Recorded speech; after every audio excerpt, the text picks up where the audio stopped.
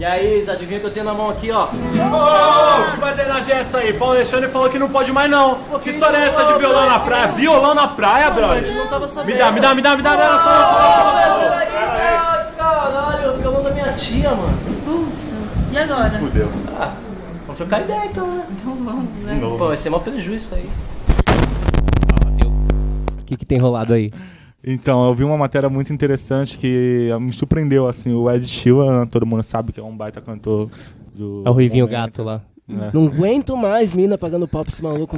Não aguento. Eu não escuto as músicas dele de birra. Pura Sério, birra, é tão sim. bom. Mas ele é meio estrábico. Aí isso meio que me deixa assim. Ah, é? Para pra ver. Ele tava fazendo parte de um documentário que tava rolando na Libéria. E aí ele viu uma cena de alguns garotos sendo espancados e violentados e roubados na rua mesmo, né? E aquilo ali tocou muito ele, assim. E mesmo sendo filmado esse ato que ele teve em relação aos meninos e tal, fora dos bastidores ele resolveu procurar uma forma de ajudar esses meninos, né? Conhecer como que era a vida deles, como que eles foram parar ali. Mas ele separou mesmo, entrou no meio da treta e não vai encostar no moleque não. Aí ele parou, interrompeu a briga e tal, os moleques saíram fora e ele começou a conversar com um dos meninos, que era chamado de JD. E ele explicou que era uma situação comum que acontecia com eles, como eles eram meninos de rua, então os outros sempre se aproveitavam deles, né? E aí o que ele fez? Ele fez o Ed Sheeran, ele foi lá e aproveitou para intervir nessa situação. Então ele procurou uma casa onde pudesse abrigá-los, né? E colocou esses 5 meninos para morar nessa casa, bancando o custo que eles tiverem lá e tudo mais. E agora ele resolveu também arrumar uma escola para cada um deles. Porque um desses meninos, que é o JD, que é o principal, que era o menorzinho, que é o que apanhava mais... Comandava a quadrilha. E ele falou que o sonho dele era ser presidente. Ai, o sonho que dele amorzinho. é ser presidente. E ele falou, eu preciso estudar para ser presidente, eu tenho que ser muito inteligente. Então isso comoveu o Ed Sheeran e ele resolveu dar essa força para as crianças, né? Agora elas têm uma casa e vão ter uma escola para poder estudar com o apoio dele, né? É bem interessante a gente ver que as pessoas não são só por fora, né? Não é só uma imagem, ela consegue ter... Ele não é só um rostinho bonito, ele também é um cara muito legal. Sim, viu? um coração Mais inveja bonito, ainda pra ter. É muito legal isso principalmente aqui no Brasil, que tá rolando basicamente uma guerra civil, né, de lados se atacando monstruosamente, muita gente cobrando artistas de se posicionarem e tal. Exatamente. E eu não acho que artista tem que necessariamente se posicionar se for pra falar bosta ou se não tiver certeza do que tá falando. Verdade. Então é muito melhor ajudar o próximo com o que você tem de recurso, né? Aproveitar que você enche o rabo de grana, vamos dividir um pouco com a rapaziada. Exatamente isso, eles têm a capacidade de ajudar, a maioria não ajuda, prefere ficar fazendo várias besteiras, falando várias coisas. E tem um ponto também que é ruim, quando a pessoa ajuda, aí ela ajuda com valor X, e o pessoal, nossa, só isso? Sabe que tem aquela história, assim, que tipo, que o Faustão ajuda as pessoas e não fala pra ninguém. Eu acho que pra mim esse é o melhor tipo de coisa também. Tipo, você fazer e não falar, porque você não precisa de publicidade, né? Sim. Esse tipo se a pessoa de... faz, falam que é publicidade. Se ela não faz, fala, ela tá pagando de humilde, não sei. Eu não tenho nada porque eu dei tudo aos pobres. Verdade ou mentira? Nunca saberemos. Bora pra pauta, então. Mais um dia sem violão, vamos trocar ideia. então. Vamos. Bora. Eu sou o Lil Gil, meu novo nome no Twitter, conhecido popularmente no Sabuó como Vida Incerta. Eu sou o Tempestade Diego. Falei que no último programa que ia me apresentar dessa forma, então vai ser assim mesmo. É tipo um super-herói, né? Se derem morfador pra gente, a gente já tem como gritar. Eu sou Isadora Matos, também conhecida como Isa Adora Matos, e fio essa Eu demorei pra pegar a piada, hein? Eu demorei. É bom que Isadora pode, tipo, adorar várias coisas. E realmente, eu adoro a natureza, o meio ambiente, a flora e a fauna. E esse é o Luau Sem Violão. Eu já não sei que número é, essa é a quarta edição, né? A gente tá gravando antes de sair o terceiro. Errou! E com a morte do Chester, né? A gente até conversou isso na edição anterior, que provavelmente você já ouviu, se você está ouvindo aqui. Se não ouviu, se inscreva no feed, escute os episódios anteriores.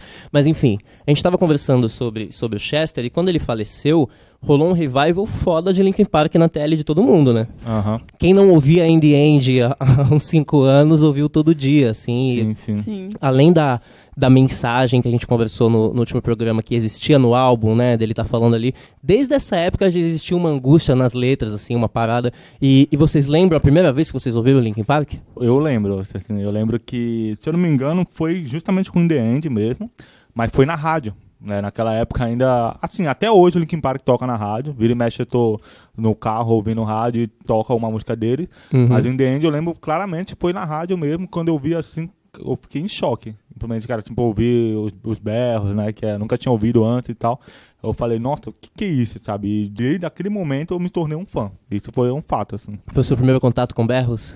Foi o primeiro contato. Cara, eu tava na 8ª série, só que na verdade eu tinha repetido a 8ª série. Era na segunda 8ª série. Exato, eu estava na minha segunda 8ª série, um aluno levemente problema. E nessa escola eu comecei a andar com uma galera mais do rock. Então a gente colava numa praça, na Zona Noroeste, na Divinéia. Um abraço pra galera da praça, se alguém estiver ouvindo. Eu acenei agora, inclusive, quando tiver a tecnologia do vídeo no podcast, vocês vão ver nesse episódio. É verdade, acenou mesmo, eu tô aqui de prova. E nessa praça a galera colava com o Walkman, né? Que era o que tinha. Inclusive, fazendo um adendo rápido, tinha um amigo lá, o André, que a namorada terminou com ele ficou com o Walkman na mão, ouvindo Marisa Monte, só que ele ficava voltando no meu pedaço. Ele era tipo, tô com sintomas de saudade, tô pensando em você, tô com sintomas, tô com sintomas. Ele ficou tipo sentado num canto da praça, fazendo isso umas 4 noites, assim. Meu Deus. Mas enfim, aí foi a Paulina, uma amiga minha, que até hoje o e-mail dela é paulinafresno@hotmail.com. Ela foi uma das primeiras a me acompanhar em shows, assim, e tal, e ela me mostrou no Walkman, assim, o Linkin Park. Quando eu ouvi aquilo, eu fiquei chocado. A primeira que eu ouvi foi a Crawling. Falei, meu Deus, isso aqui é muito pesado. Isso aqui é sinistro e tal. Eu fiquei viciado na hora, assim. E você, Isa? Então, a primeira vez que eu vi Linkin Park foi...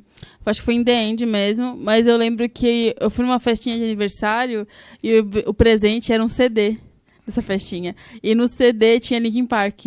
Nossa. Tinha tipo... Mas aqueles CDs que mandavam fazer? Mandava fazer com a fotinha do menino. Tinha Lenny Kravitz.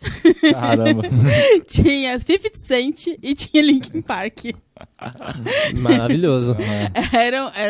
Ele tinha uma mixtape. Era um top 10 da época. E assim, eu não sei se necessariamente foi esse ano, assim, mas nessa época eu costumava passar a virada de ano na Biquinha, em São Vicente. Era dali que eu acompanhava os fogos, era ali a minha galera. E nessa virada de ano em que Linkin Park estava estourado, 83% dos funkeiros estavam com a camiseta do Linkin Park. Sério, era um bagulho assim que todas as massas curtiam. Era... Não sei nem exemplificar uma banda atual que abraçasse todo mundo assim, mas era um Charlie Brown mundial, assim, saca? Galera de todas as raças curtiam, de todos os credos. E uma coisa que eu nunca entendi é por que o New Metal não deu certo no Brasil. Isso foi algo que eu fui me questionar depois, assim. Eu lembro que quando eu conheci o Linkin Park, não fazia a mínima ideia de que estilo é isso. Eu sempre achava que era o rock pesado. Né? Aquela ideia de que os nossos pais, avós, tios que tem, né? Nossa, que rock pesado e tal. E Linkin Park era isso pra mim, sabe? Era rock ou rock pesado. Então, no caso, aí eu só fui saber o que era o New Metal mesmo. Eu tinha um brother que eu conhecia, não sei como que eu conheci ele, mas era na época da MSN mesmo. Eu lembro que o nome dele era Arturo. Na época da MSN as pessoas brotavam, né? Você não tinha elas numa rede social específica. Eu conheço poucas pessoas. É verdade, né? Bem lembrado isso. Ou saía de grupo do Orkut, ou saía... Tem nego que tu conheceu no chat. UOL. Eu tenho 2 pessoas que eu falo até hoje que eu conheci no bate-papo da UOL. Ah, é? Quem? Então, Diego Underline Surf Guaru. Esse brother meu, ele era de Belo Horizonte e ele que me apresentou o New Metal, assim. Ele me mandou muitas bandas, Korn, Limp Bizkit, Cold Chamber, sei lá... O que mais, assim, Mudvayne, né, um monte de bandas e tal. Fez uma boa amizade no chat do UOL, olha aí. Amizade que somou. E aí ele me apresentou e falou, você curte, eu lembro que ele me perguntou, você curte Linkin Park? Eu falei, curto pra caramba, sou fã e tudo mais, assim. E aí ele falou, então ouve essas bandas aqui que tenho certeza que você vai gostar. E caramba, isso é o New Metal, eu não fazia ideia mesmo do que era. Então, eu conheci o Linkin Park, sei lá, tipo em 2002, 2003, olha o tanto de tempo que levou, 3, 4 anos pra poder saber qual era o estilo que eles tocavam, sabe? E qual foi o primeiro contato com o New Metal nacional? Cara, eu lembro de pouquíssimos exemplos antigos. Eu consigo falar bandas atuais. Tem aquela Lecaina, né? Que é do Sul, que faz um trampo legal. Atuais, né? E nessas de galera me mandar som no underground de Ouve Minha Banda, eu ouvi muita coisa legal, assim, com influência. O Ponto Nulo no Céu, né? Tem uma pegada muito forte. Tem uma pegada muito New Metal maneira, assim. Mas na época, eu lembro só do Link Festival. Lembra dessa parada? Sim, era um festival das bandas underground que rolava aqui no finado Pra Sport Bar, que tinha umas premiações e tal. Umas premiações, tipo, 200 mangos na WK, uma música gravada. Adidas. Essas paradas. Se desse um Adidas ia ser top. Mas era gravação, umas paradas assim, mas movimentava muito na época e saía um CD. Com, tipo, os vencedores e tal. Então era muito legal. Mas era assim, cada um gravava na sua casa, manda aí, saca? Não tinha uma master pro bagulho todo. Então, ouvindo hoje em dia, você acha um pouco tosco, se você... E eu lembro que nesse festival rolava banda covers também, não tinha? Tinha de tudo. Eu lembro que um brother meu, que ele foi o vocalista de uma das bandas minhas que eu tive, e ele tinha na época um cover de Slipknot. Ele chegou na final do Link Fest e tal. Eu lembro que ele vivia se orgulhando disso pra galera do rolê, assim. E ele era vocal mesmo, então ele fazia o papel do core e tal. Então eu lembro que esse festival realmente marcou a época. Não, era muito importante, assim. Tem toda uma galera na Zona Noroeste que tinha banda que o marco deles era ter vencido essa parada, assim. O próprio Thiago, que toca comigo, ele tinha o Lava Lama, que chegou várias vezes em final, não sei se chegou a vencer e tal, mas a galera carrega isso com orgulho. Então, e nessas de acompanhar essas paradas, eu acabei conhecendo uma banda meio que na época, que se chamava Link Out. Mano, era todos os manos vestidos de, como é que é o nome lá? O Fred Dust, tá ligado? Sim. E o som, eu lembro um refrão. Eu vou reproduzir como eu lembro. Por favor, tipo, por favor. hoje eu vou zoar, vou sair com a molecada, ver o tempo passar. Hoje eu vou zoar, me divertir aqui, me divertir ali. Cara, era totalmente Limp Bizkit. Só que era ruim pra época, porque assim, não tinha produção, saca? Você sentia que era uma parada que a galera foi ali e gravou. E uma das coisas que eu mais sentia dificuldade no new metal nacional era reproduzir aquele timbre. Porque o Diego que toca também, ele vai entender um pouco melhor o que eu tô dizendo, mas eu sinto que as músicas do Linkin Park ali, do Hybrid Theory e desses mais antigos, cada parte é uma palhetada só. É um bloco de peso, assim.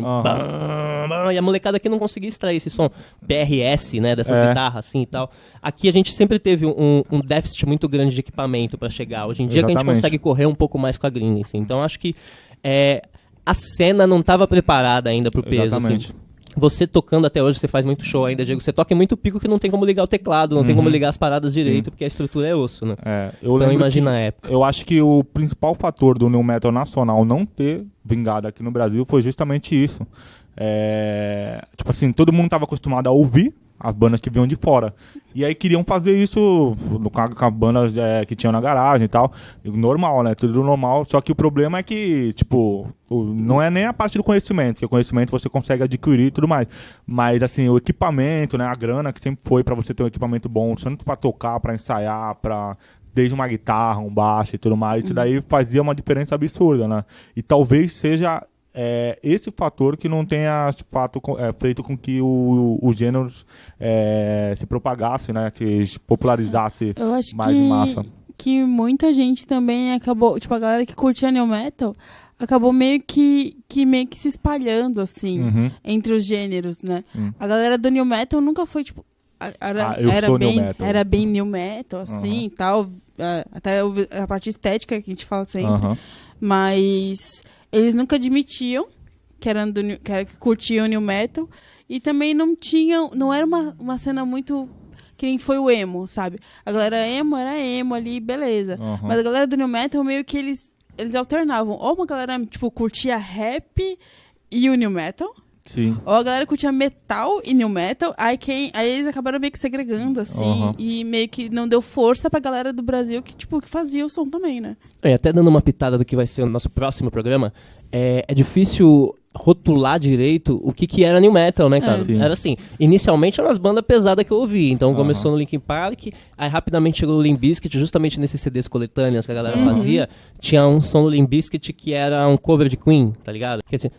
Não era nem de Queen, era não é de Queen não, é do Bowie, David Bowie. Não no Bowie. É do George Michael? George Michael, exatamente. Isso, exato. Foi um dos primeiros sons que eu ouvi, assim, aí tinha aquele som que era a trilha sonora de algum 007, né? Sim. E mano, eu curtia muito, assim, mas era isso, eram as bandas gringas que tava tudo no mesmo pacote. E o Linkin Park, eu já vi muita entrevista deles dizendo que eles se preocupam muito com a fidelidade do que eles fazem gravado e ao vivo, né? Sim. Então quando você ia consumir um vídeo ao vivo do Linkin Park, era um bagulho top, monstruoso. Aquela Paper Cuts, eu acho mais firmeza ao vivo do que gravado. Maravilhosa, né? Aquela dobra de voz do final é o melhor bagulho. Eu tava hoje de manhã tomando banho pra ir trabalhar, aí eu coloco sempre no karaokê. Top. Aí deixa o karaokezinho assim pra... Porque assim, ó, se for pra cantar, se for pra cantar no banho, então vamos cantar direito. Sim. Então deixa ali o karaokezinho, aí eu tava ouvindo Paper Cuts.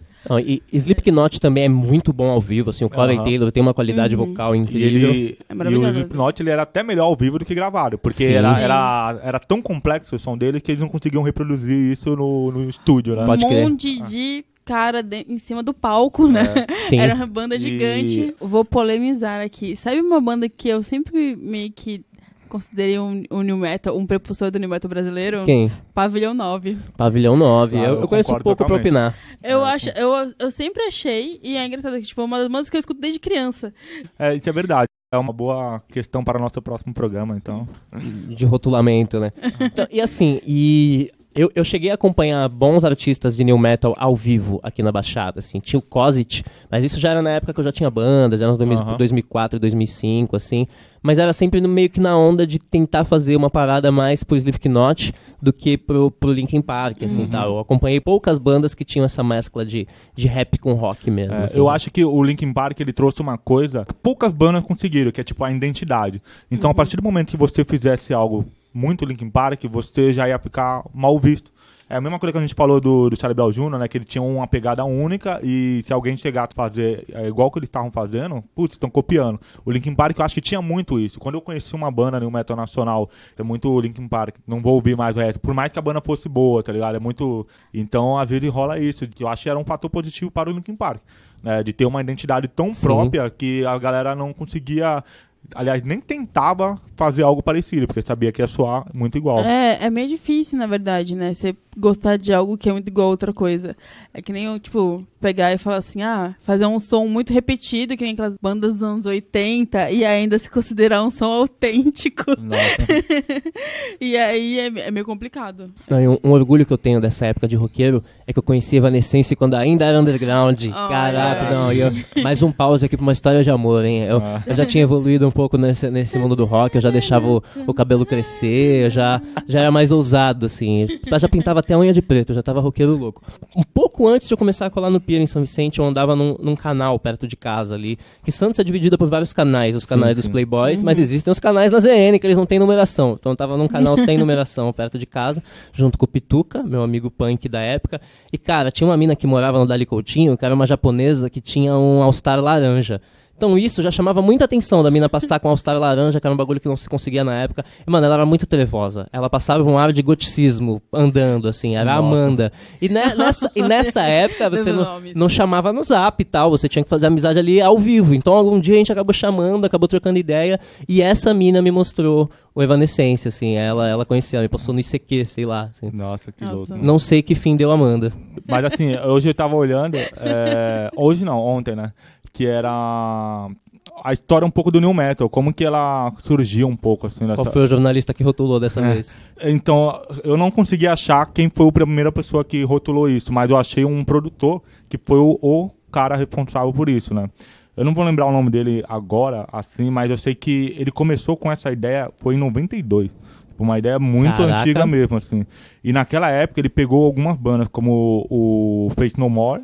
Até tenho que fazer um adendo que, se você jogar no Wikipedia, New Metal, tá lá, o prepulsor do New Metal, Faith No More. Faz total sentido. Sim.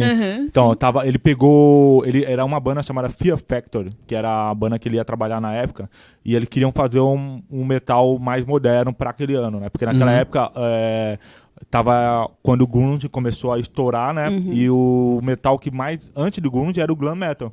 A galera não queria mais fazer o glam metal, então ele queria, a gente tem que resgatar o metal mais, de uma forma mais anos 90 e tal. O próprio Pantera era glam metal e mudou, né? Sim. E aí, esse produtor, ele chegou pra essa banda Fear Factory e falou assim, eu quero mostrar pra vocês isso daqui. Ele mostrou o Faith No More, mostrou o Pearl Jam também, que naquela época tinha umas músicas pesadas e tal. Mostrou alguma coisa de Metallica, Anthrax e tudo mais. E ele, como ele era guitarrista, ele mostrou algumas coisas, algumas ideias pra ele. A banda gostou dessa ideia, assim. E ele... Só que assim, o problema é que eles tiveram uma treta judicial e acabou não saindo. Só que aí, esse produtor foi lá e achou o Korn. E nessa matéria dizia que o Korn foi a primeira banda de nu metal. Foi a precursora de nu metal, a primeira que chegou misturando o peso do metal com o rap, né? Foi com as letras mais pesadas, assim, com letras que tinham significados diferentes do que o metal e o glam metal fazia nos Pode anos crer. 80 e 90, entendeu? Tem uma série de documentários, na verdade, na Netflix, chamado Metal. Não sei se tu já chegou a ver, que é um Já cara vi, cabeludo sempre apresentando. Aham. Então, ele tem um episódio que ele faz um mapa do New Metal, né? Caramba. Ele fala, inclusive, que ele não gosta de New Metal. Começa com ele, assim, fora de um show do Linkin Park e tal. E ele vai fazendo essa parada de conversando com vários caras de banda. Então, ele conversa com o mano do Anthrax. Ele vai atrás de várias situações, assim. Inclusive, foi nesse documentário que eu vi um pouco do porquê rolou todo aquele desânimo com o Limp Bizkit, né? Que eu não sabia daquele festival que morreu uma galera, né? Sim. Então é pesado isso, né? Mas Exatamente. mostra a força que tava parada. Eu não lembro qual festival que é, quando esse tipo download festival desses gigantescos assim. Foi pesado mesmo. Há um som lá que tem uma parada de quebrar tudo. O Fred Dust, né, empolgando a galera, falou, rapaziada, vamos quebrar tudo. E a galera levou a sério. Então o bagulho virou um pandemônio total, pisotearam uma rapaziada, assim. Foi um marco importante que acabou afetando a banda, no caso, né? Mas na questão do New Metal, é bem contraditório, porque naquela época, a galera que era do metal não aceitava o New Metal. Era o colorido pra galera do hardcore, né? verdade, Então, né? eles assim, Sai como isso assim daqui, vocês vão se vestir desse jeito, vocês vão falar sobre isso, vocês vão cantar desse jeito? A galera não aceitava mesmo, né? Não, cara, e falando em se vestir, falando em Limp Bizkit, aquele guitarra é muito louco, né, cara? Mano, eu não sei o nome dele. Muito ídolo, é o Ed Bolland. Mano, ele é sensacional. Cara, ele deve levar só um busão de roupa pra tour. E de uns anos, antigamente ele fazia cada show diferente, mas aí de uns anos pra cá Fazendo ele a tour começou toda. a fazer a tour inteira vestido Sim. da mesma forma, né? Dá menos trabalho. sensacional. É bem sensacional. E tem eu lembro até hoje, uma bem característica dele, que ele se pinta todo de preto e usa uma roupa de penas, assim. E aí eu Sim, fico já imaginando, vi. caramba, quanto tempo ele fica se preparando antes do show pra se pintar todo de É preto? o né? mesmo Deve ser figurinista da horrível. Bjork, né? Deve ser pesado tocar com isso, deve ser Aham. estranhíssimo. Então, pô, respeito pro cara. E olha... Mas assim, é interessante a gente fazer o paralelo do Linkin Park e o New Metal, porque assim, lá fora talvez o New Metal surgiu mais assim, na cara mesmo, porque como a gente falou, o Korn, o primeiro disco dele, se eu não me engano, é de 96, que foi a primeira banda de New Metal propriamente dita. O do Linkin Park eu acho que é de 2001, o primeiro, então se você olhar... Ou seja, eles já estavam preparados pra isso. Não, né? eu gostava muito do CD lá que tem African Elite e eu não correlacionava as bandas, cara. Pra mim, Korn era uma parada pesada, saca? E Linkin Park era um bagulho muito mais aceitável. Era pesado, mas tem uma mix que é muito mais aceitável, né? Um bagulho- É o Mike Shinoda que dá aquela quebrada também. Sim, e isso com certeza faz total diferença, mas o Chester, ele canta rasgado, mas não é um rasgado incômodo. É um Sim. rasgado Ah, sim. que te passa sentimento, que te passa uma parada legal, né? Isso é verdade. E sobre o Linkin Park, eu sempre gosto de citar essa história, como o Chester entrou pra banda, né? É uma história que eu acho que vale muito a pena contar, porque o Linkin Park já era uma banda... Vale citar que o Linkin Park é uma banda que desde o começo teve a mesma formação. Só entrou o Chester, né? Só entrou ele. No dia do teste do Chester, estavam procurando vocalista e foram dois caras. Um Ele deles tava era o Chester. rubão, né? Ele tava desempregado e falido. E eles tinham meio que estavam querendo um vocalista pra poder gravar um demo e mostrar pra gravadoras e tal. E aí foi o Chester e um mano lá. E aí eles falaram, e aí, quem vai fazer o teste primeiro? Aí o cara falou assim, pode ser o Chester mesmo primeiro. E aí na hora que o Chester deu o primeiro... Isso é palavra do próprio cara. Ele falou, na hora que o Chester deu o primeiro berro, ele falou assim, para aí, parou o som. Eu vou indo nessa aí, Ele é. falou, eu vou embora porque vocês já acharam o vocalista. O cara falou isso, eu vou embora porque vocês já acharam o vocalista. E deu muito certo, porque... Humildão, né? Imagina só o cara ter, tipo, ele senta na casa dele e pensa assim, nossa, por minha causa. Não, ele imagina que ajudou, né? Porque Ajudou pra caramba. Eu sabia então, que- quando eu soube dessa história, ficou na minha cabeça, porque a gente sabe que o Chester, ele é um vocalista muito potente. Sim. Ele tinha um sentimento na voz, como você tinha dito, né, Giba? Que ele tem um sentimento nos berros, tá ligado? É um bagulho muito diferente. E eu fico isso, assim. pensando assim, mesmo com... A gente sabe que, tipo, o abuso do álcool, essas coisas assim, isso estraga muito a voz. Aham. Muito. Tanto que ele foi dos cantores que acabaram apelando pra cirurgia de garganta, né, Aham, depois. porque tá, tipo, mas ele mantinha uma voz muito, muito bonita, assim. Era bem bonita, eu gostava muito do Chester. Aí eu fico até emocionada. Eu lembrei aqui, falando de Link Festival, falando da galera da ZN, tinha uma banda de new metal lá que tinha esse lance dos dois vocalistas, que era o Rente ao Caos. Aham. Mas o Rente ao Caos é uma banda que acho que sofreu muito nisso de não conseguir captar proceder o que eles faziam ao vivo, assim. Então, rolava até uma piada, assim, entre a molecada, porque eles regravaram muito o mesmo som, que é a Senhores do Caos, assim. Então, eu falava, e aí, será que a gente ao Caos já lançou Senhores do Caos esse ano?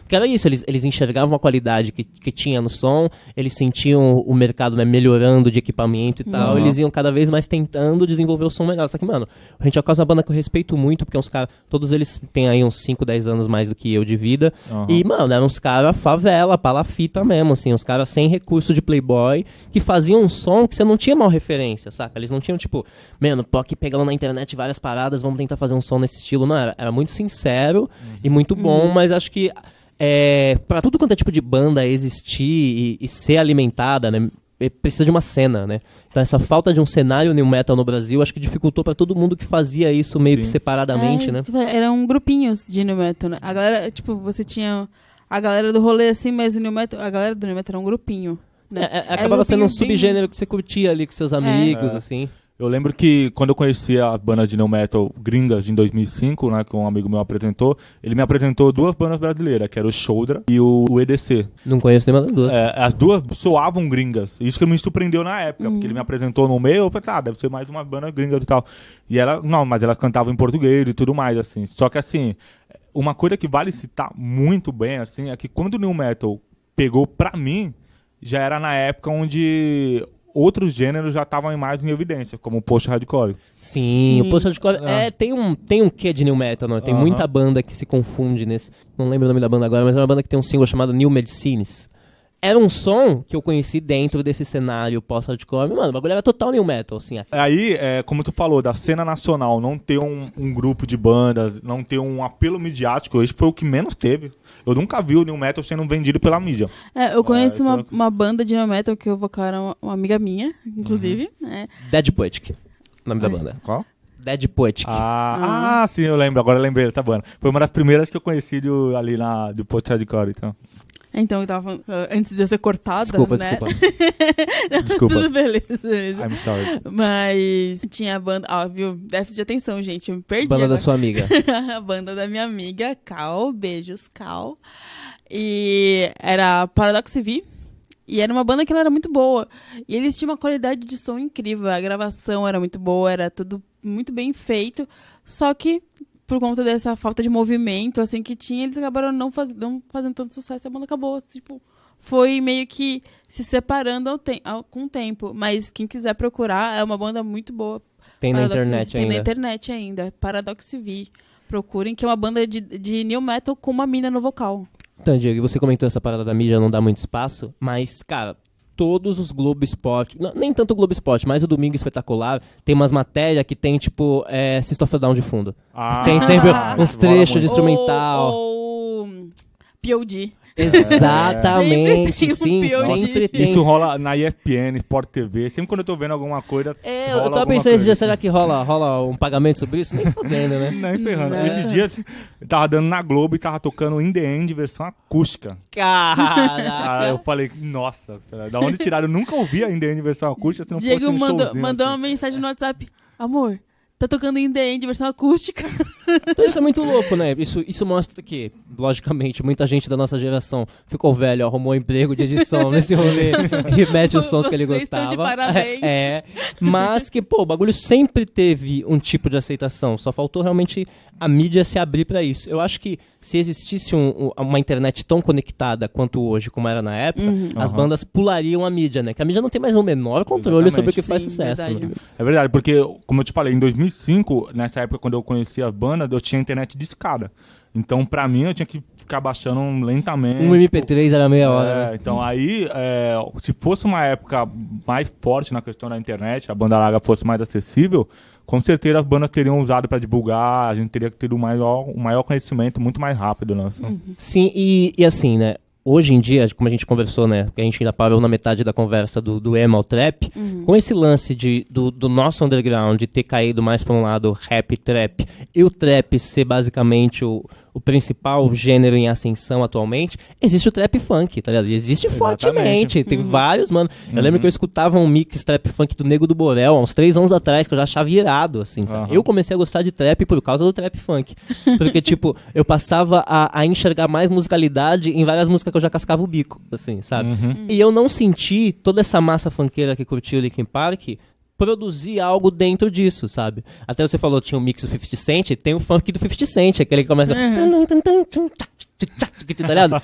Mas saíram umas versões forró do Linkin Não, mas Park. isso eu vi em tempos de YouTube, assim, eu não vi na época. A indie de forró é sensacional, né? E o Linkin Park, ele teve uma coisa que que me chama muita atenção, foi que o segundo disco deles é um disco de remix. Pode crer, né? Que é o Animation. É. Né? A banda estourou no primeiro disco e no segundo disco foi um disco de remix. Tipo assim, eu nunca vi uma banda fazer isso, tá ligado? E eles simplesmente fizeram e é um puta disco.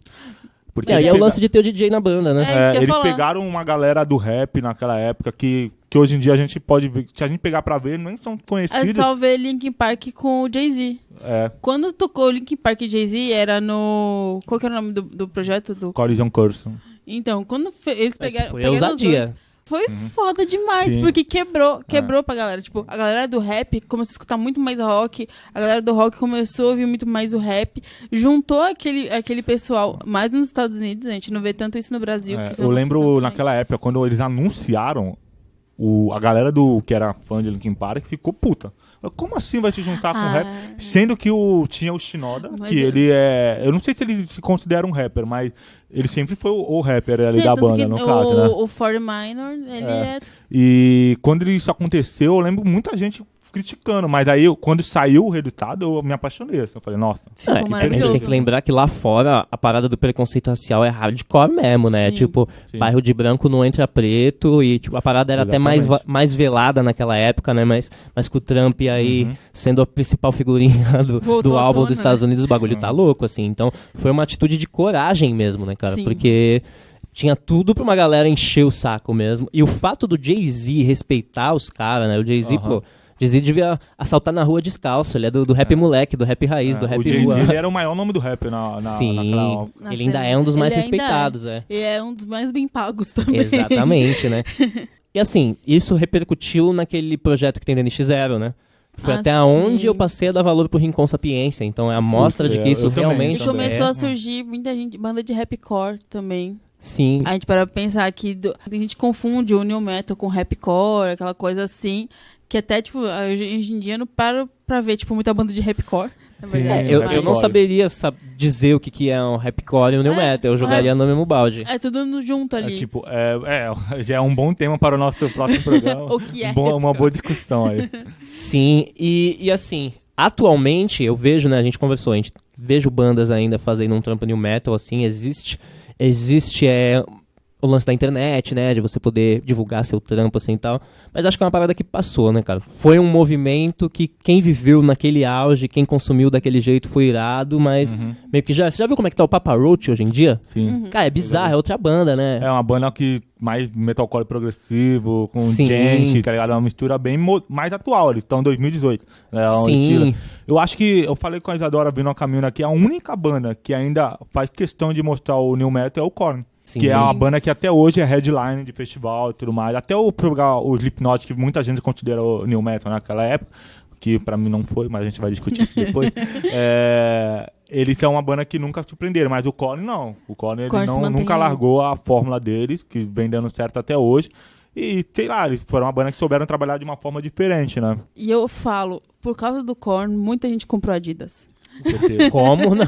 Quanta Eu gente, falei assim, ó, meu só Deus do céu. Só né? 2 momentos no mundo em que as pessoas compraram muito Adidas. Foi no Korn e foi uma música do Black Eyed Peas, Sim. que a mina usava o Adidas. Sim. Que tinha um clipe deles que é tipo um teatrinho, que tem Era Adidas. nesse. É, Era esse mesmo. Foram Foi dois quando eu conheci Black Eyed Peas, na real. Tipo, eu já conhecia aquela Where's the Love, mas por Sim, osmose, mas assim. aí foi quando começou a vender mais Adidas. Foram os 2 momentos, quando surgiu o Korn com Adidas e no Não, Black se Eyed você for Peas. parar pra pensar, o o Jonathan Davis já se vestia de molecada do trap. Porque ele já se vestia, tipo, inteiro de Adidas. Tipo, com o bagulho inteiro esporte, tem assim. até a música, né, do Korn, Adidas. É importante também Adidas falar patrocina a gente. teve uma época que o New Metal ficou meio que categorizado de alguma forma diferente.